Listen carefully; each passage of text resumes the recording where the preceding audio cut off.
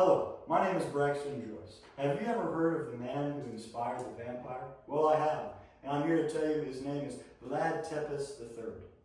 I have researched medieval Eastern European history significantly and have a deep understanding of Vlad the Impaler's life, reign, and legacy. I will provide you with insights into Vlad's noble origins, early challenges, hardships that forged his character, his rule as Voivod of Wallachia, and his lasting legacy that blurs the line between history and myth. According to captivating history's Vlad the Impaler, Vlad III was born in 1431 in Sigausoria, historically a region in Transylvania, but at the time was under the Empire of Hungary.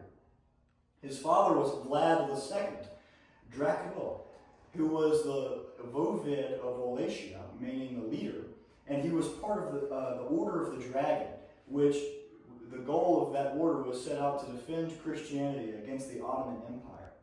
Something to note about Wallachia was that many of its rulers had been born out of wedlock, and even to low-born women.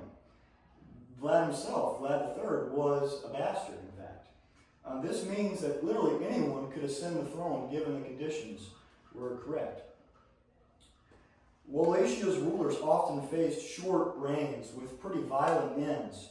And his father, even Vlad II, only served as ruler for 11 years before his reign ended. Most reigns you saw last about a year at most.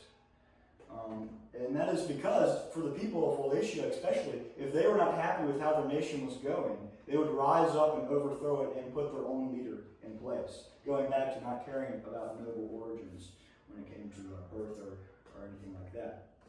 According to captivating history's Vlad the Impaler, at the age of 11, Vlad and his younger brother were sent to the Ottoman court as hostages because at the time the Sultan did not trust Vlad II and wanted leverage over him. Just like you'll find out with Vlad III, Vlad II liked to play both sides of the Hungarian army and the Ottoman army, and often did what was best in his own interest at the time. That eventually got him killed. There, he was raised like every other Ottoman noble. He was taught swordplay, how to ride horses, the Ottoman language, and even he read the Quran. He was known to often lash out against his teachers because he obviously resented the Ottomans for kidnapping him and holding his father hostage with themselves. And so he often lashed out, but he was known as someone who was probably going to be a very good military strategist. His brother, on the other hand, was known as the handsome Radu, who was loved by the whole of court, men and women alike. Vlad II was killed by the pretender to the Wallachian throne, Vladislav II. According to Christian Right's article in Brill, Disgust and Desire, the Paradox of the Monster, this was only possible thanks to the Hungarian Empire, and especially the leader of that Hungarian Empire, which was John Hunyadi, which he openly supported Vladislav II's claim to the throne. All of these events led to Vlad III's obsession with securing and ruling Wallachia as his own.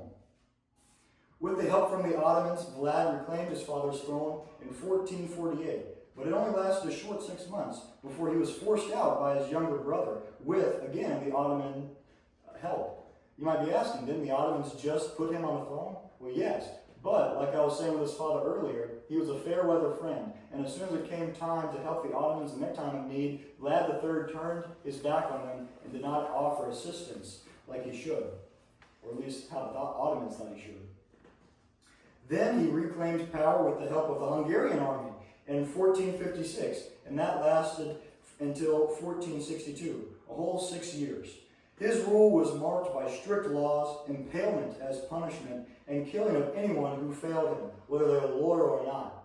His court, interesting enough, was made up of people from all different countries and nations, and this was kind of interesting because he was known as a xenophobic person who distrusted all different races and nations.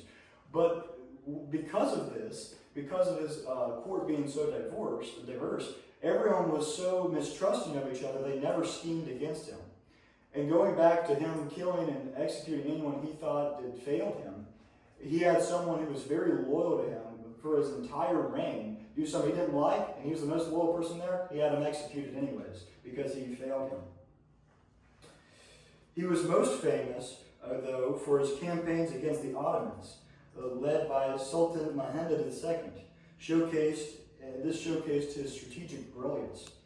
He's infamous for what's called the Forest of the Impaled, that had 20,000 Ottomans impaled in a forest. This was used to deter the Ottoman Empire from attacking, and this form of psychological warfare was very successful in this instance and in many others. After being chased out by the Ottomans, he once again reclaimed the throne in 1476, before being killed by an Ottoman patrol, which sent his head to the Sultan in Constantinople. We have talked about today his early childhood, what drove Vlad the III's desire to reclaim the throne, his actual reign, and now his death. Vlad's legacy blends history and myth, inspiring Bram Stoker's Dracula. He is seen by some as a national hero, by others a medieval symbol of cruelty. Vlad's story reminds us that history often mixes harsh realities with enduring legends. Thank you.